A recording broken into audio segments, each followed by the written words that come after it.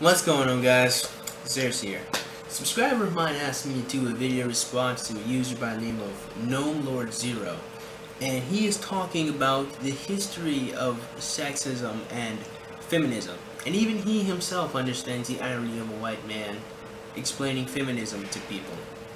So, yeah, bit of a warning. One, I'm not going to be responding to the entirety of his video because it's very long, and a lot of the shit he says is just not important to the overall point that he's making, and also because I can't upload long videos. And even if I could upload long videos, I still wouldn't respond to the entire fucking thing because what I just said. That being said, so some of the stuff is going to be skipped around just a smidge, just a little bit, but again, I'm not responding to the whole video because it's just fucking asininity at its finest. But that being said, take us away. Let's talk history of feminism. Now, to get the history of feminism, you need to know the history of sexism. To understand a movement, you need to know what that movement is made to oppose. And since feminism didn't really start until the late 1700s, really until the early 1800s, we need to go back and talk about sexism. Now, before I start, there's the one thing I want to make perfectly clear. Ideologically, I'm coming at this from the premise that men and women are basically the same. Apart from a few biological things, there are no fundamental differences between men and women. Neither gender is smarter than the other, or is funnier than the other, or more capable than the other. Neither one's better at math or driving. Beyond some of the really, really basic biological stuff, like women can give birth and men have penises, there's really no fundamental difference. We deserve to be treated equally. We're just as capable of everything as the other gender. So, now, there are two things wrong with your premise. The first thing that's wrong with your premise is, one, it's just wrong when it comes to the fact that there are no real differences between men and women, because there are lots of differences between men and women. Again, in terms of the chromosomes we share, the fact that we all have 5 fingers and all that basic biological stuff, in terms of on average, the fact that men are demonstrably larger than women are, that's a gigantic difference. Literally speaking, by the way, despite the fact that men and women think differently and men and women desire different things from each other, I mean, let's just also talk about the fact that men produce more testosterone than women do, and women produce more estrogen than men do. And that, although you might say is a small difference, really fucking isn't, because even the way that estrogen affects people's brains, I mean, completely changes the way that our brains form connections within them. So, I mean, just the mere fact that men produce more testosterone means that we get bigger, we have stronger muscles, our bones are much stronger than women, and we retain more muscle mass. Women, on the other hand, a little more sensitive, a little more empathetic, their bodies retain more fat because of the estrogen. I mean, just those two hormones in and of themselves completely change the way men and women go through puberty and grow. So that, again, that's just not fucking true. The way we think is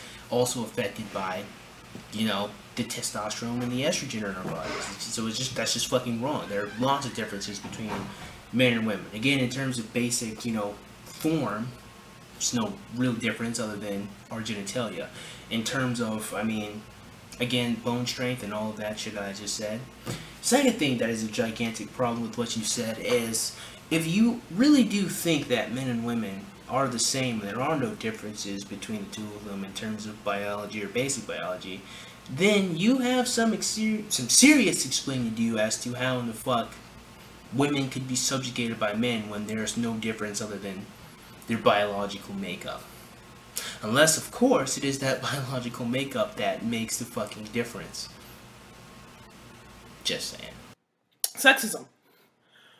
Human beings have been around for about 130 to 150,000 years, give or take. And every single society in that time period has been sexist against women. Men have been in charge in every country, every time period, ever. You do understand that that does not necessarily equate to sexism, right? Just because more men have been in control of power, it doesn't mean that they thought women were inferior. Sexism is an ideology that states that one woman, or that women in general, are inferior to men. Or it states that men are inferior to women. There's never been a matriarchal society. That is fucking bullshit at its finest, mind you. Now, a few of you might be bringing up some of those a few Native American tribes or tribes in northern India or in Thailand that are supposedly matriarchal. No, they're not. Here's why. They are matrilineal, which is something else, and I'll get to that in a second, but a matriarchal society would be one where women made up most of the military, most of the owned most of the wealth, and had all the political leadership. That's not true. Let's look at a society that pretty much everyone can agree is patriarchal. Let's say Saudi Arabia today. Women can't hold positions of power. The military is entirely made out of men. All the wealth is owned by men.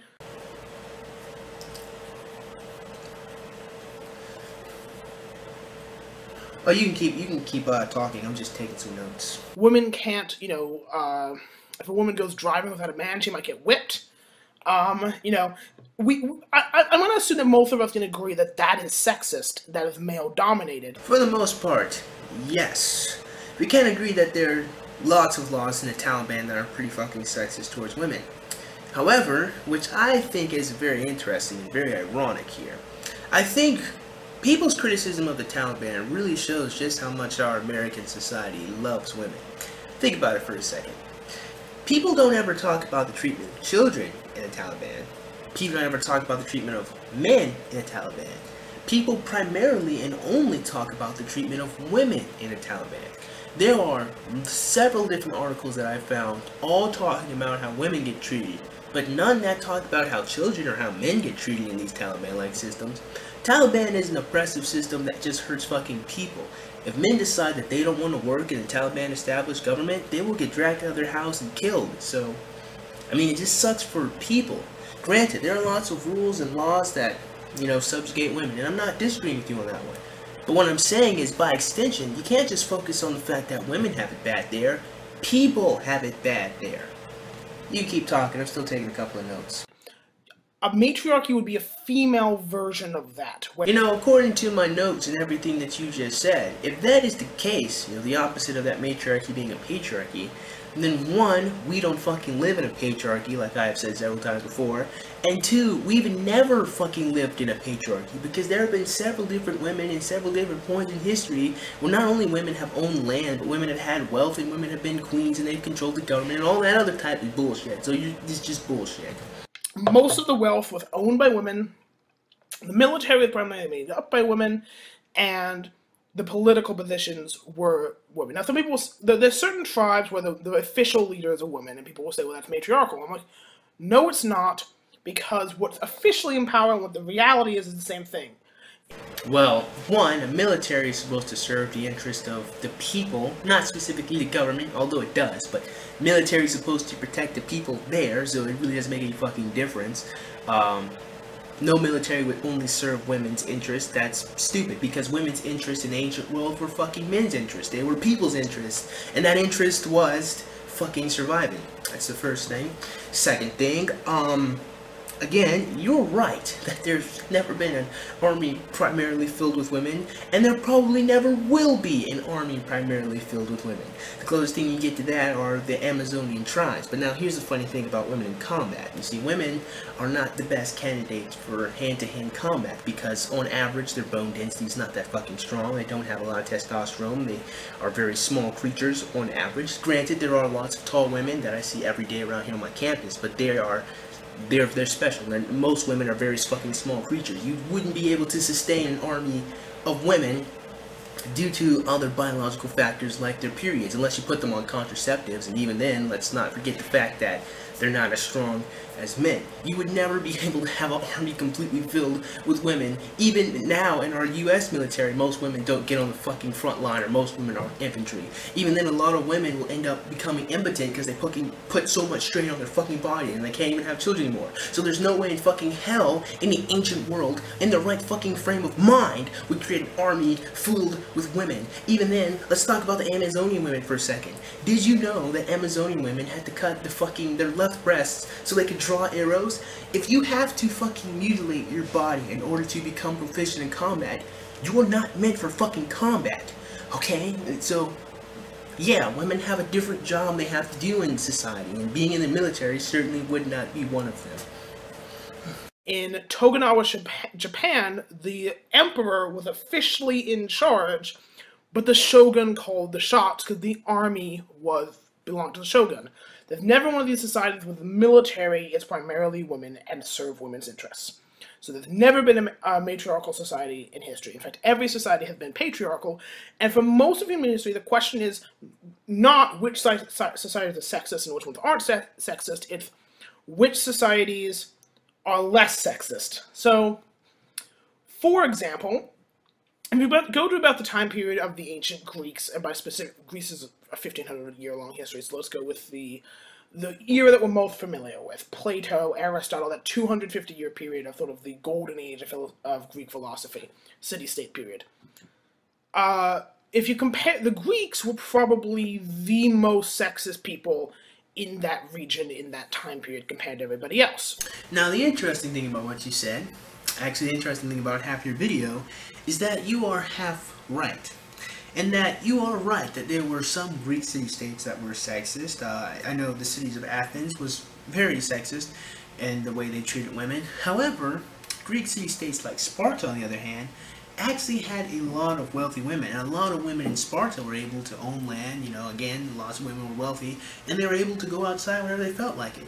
And the interesting thing about Athens is that Athens was, you know, a little, I wouldn't say criticized or berated, but it was oftentimes a little bit of confusion as to why Athens treated women so badly by the surrounding Greek city-states. So again, there were, in Greece, yes, some city-states were sexist towards women.